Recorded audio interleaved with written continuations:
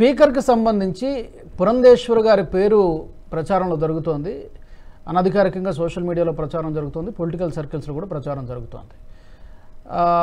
మరి ఎవరిని ఎంచుకుంటారు, ఎవరిని నియమిస్తారనేది ఇంకా దాని మీద స్పష్టత లేదు.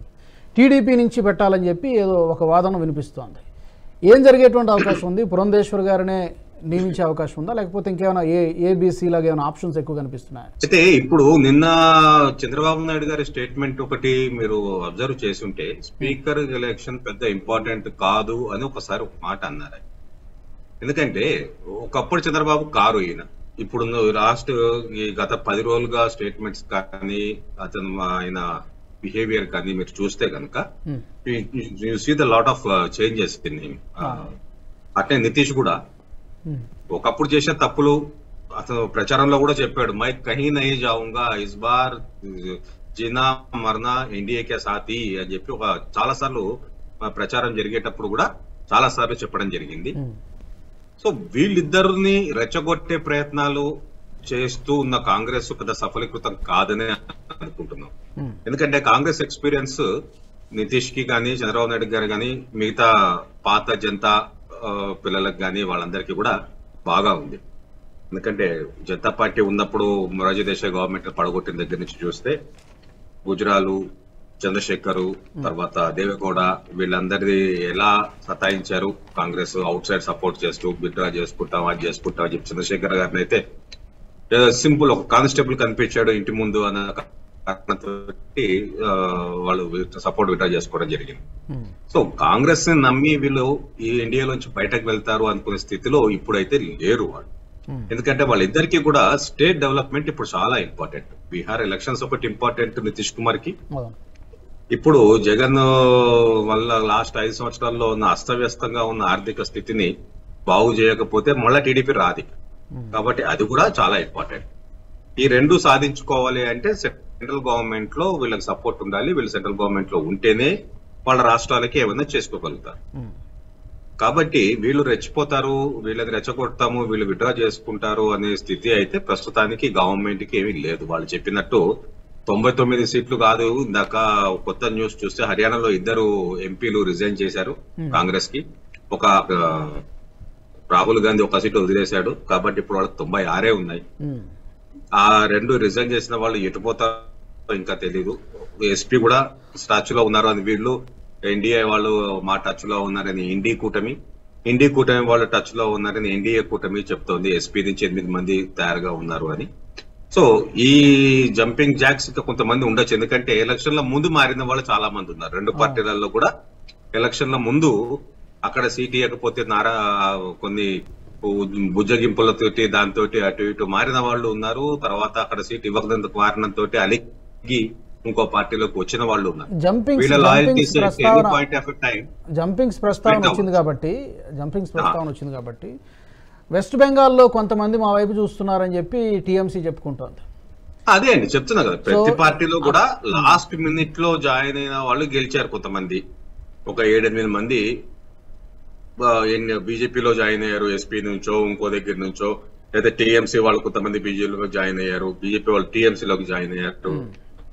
వీళ్ళ లాయల్టీస్ ఎప్పుడైనా సరే చేంజ్ అవ్వచ్చు, ఉంటారు. ఒక 5-6 ఉండొచ్చు మొత్తం మీద.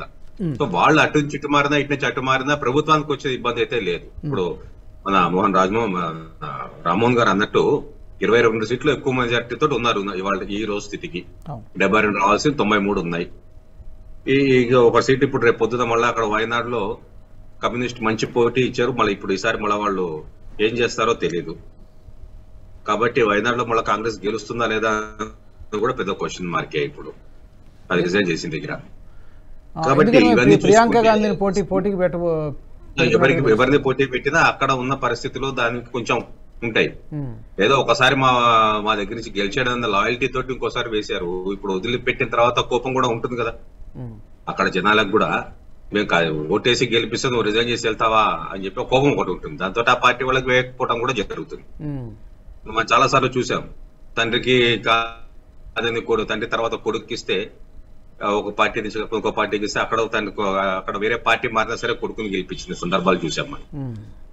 అసలు పార్టీ ఇవ్వకపోయినా అంటే పార్టీ లాయల్టీస్ మారినా సరే అక్కడ కొన్ని లాయల్టీస్ ఉన్నాయి, ఇక్కడ ఉల్టా ఉండొచ్చు, అవకాశాలు ఉన్నాయి.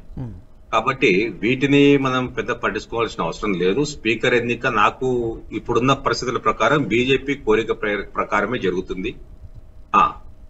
డిప్యూటీ స్పీకరు మీరు అన్నట్టు అది విపక్షాలకు ఇస్తారా, స్వపక్షంలో ఉన్న మిత్రపక్షాలకు ఇస్తారా అనేది డిబేటబుల్ పాయింట్ అవుతుంది. అది ఎందుకంటే గత 2 టర్మ్ లో లేదు నాకు తెలిసినంత వరకు. అక్కడ లేదు కదండి. అప్పుడు 30 సీట్లు 40 సీట్లు 50 సీట్లు ఉన్న విపక్షాలే తప్ప 50 సీట్లు దాటిన విపక్షం ఏది లేదు ఇంతకు ముందు. లాస్ట్ 2 టర్మ్లలో 44 వీళ్ళు పెద్దది, 54 కాంగ్రెస్ పెద్దది, ఈసారి 99 కాంగ్రెస్ పెద్దది. 99 తర్వాత మళ్ళా 30లు 32లు డిఎంకేలు ఎస్పీలు ఉన్నాయి. తర్వాత మళ్ళా 16 సీట్ల టీడీపీనే పెద్దది, 4-3-4 దీంట్లో చూస్తే గనక. కాబట్టి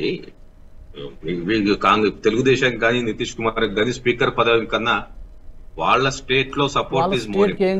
స్టేట్ డెవలప్మెంట్ కావాల్సిన వాటి గురించి already they have got the good positions. వాళ్ళకి పంచాయతీరాజ్ కానీ ఇంకొకటి కానీ వాటితో సెంట్రల్ గవర్నమెంట్ నుంచి ఫండ్స్ తెచ్చుకునే మినిస్ట్రీస్ వచ్చినాయి. వాళ్ళకు కూడా ఉన్న రియాలిటీ తెలుసు. ఏదో మిగతా విశ్లేషకులు కానీ పత్రికలు కానీ అప్పట్లాగా రెచ్చగొడితే రెచ్చిపోయేంత స్థితిలో లేదు ఇప్పుడు టీడీపీ కూడా. ఎందుకంటే మెచ్యూరిటీ అనేది చాలా ఎక్కువ కనిపిస్తుంది. ఆ ట్రాప్ లో పడకపోవచ్చు. అదే లాస్ట్ టైం పడ్డట్టు అతను లాస్ట్ టైం ఆ ట్రాప్ లో పడ్డాను అని ఆయన కూడా ఒప్పుకున్నారు. మోడీ గారు కూడా పార్లమెంట్ లోనే అన్నారు ఆ మాట. కాబట్టి ఈసారి అటువంటి వాటికి చిత్తులకి ఎత్తులకి పడకపోవచ్చు. కొద్దిగా మెచ్యూరిటీగా ఉంటారు కాబట్టి స్పీకర్ పోస్ట్ మాకు పెద్ద ఇంపార్టెంట్ కాదు అనే స్టేట్మెంట్ కూడా ఇచ్చారు కాబట్టి దాని ఇప్పుడు అది పెద్ద డిబేటబుల్ పాయింట్ కాదేమో అనిపిస్తుంది. డిప్యూటీ స్పీకర్ అక్కడ విపక్షాలకు ఇవ్వాలా వాళ్ళ లేకపోతే స్వపక్షంలో ఉన్న మిత్రపక్షాలకు ఇవ్వాలా అన్న దగ్గరే అనేది ఏం చేస్తారనేది చూడాల్సి ఉంటుంది. ఓకే, ఈ వీడియో మీకు నచ్చినట్టయితే లైక్ చేయండి, 10 మందికి షేర్ చేయండి. అలాగే కామెంట్ల రూపంలో మీ అభిప్రాయాలను మాతో పంచుకోండి. Nationalist hub group of channels ను సబ్స్క్రైబ్ చేసుకుని తెలుగునాట జాతీయవాద జర్నలిజాన్ని ప్రోత్సహించండి. ఈ వీడియో కింద ఉన్న బెల్ ఐకాన్ పై క్లిక్ చేయడం మర్చిపోవద్దు.